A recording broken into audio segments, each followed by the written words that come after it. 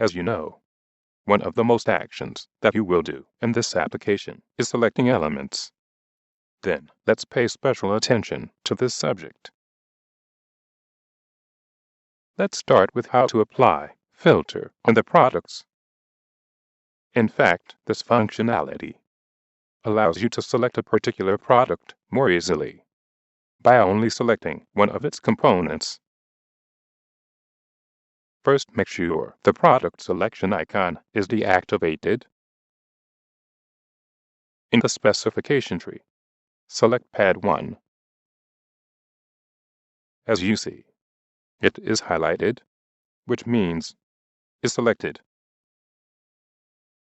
Now, click anywhere to deselect Pad 1. This time, click the product selection icon. In the specification tree, select Pad 1.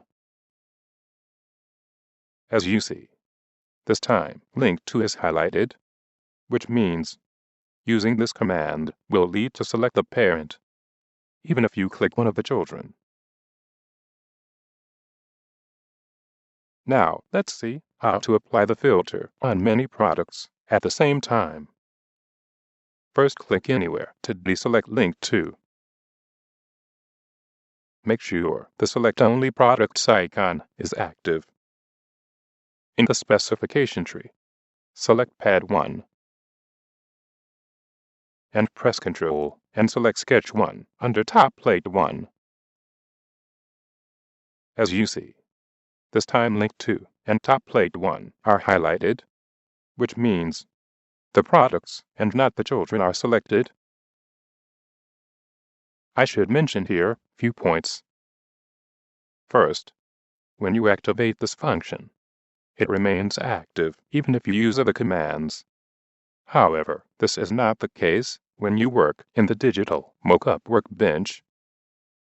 Second, if you switch to another workbench within the product structure, then the state of this filter will remain the same. That's because this state will be kept in the memory. However, if you open a new product document, then the filter command will not be activated by default unless you do so.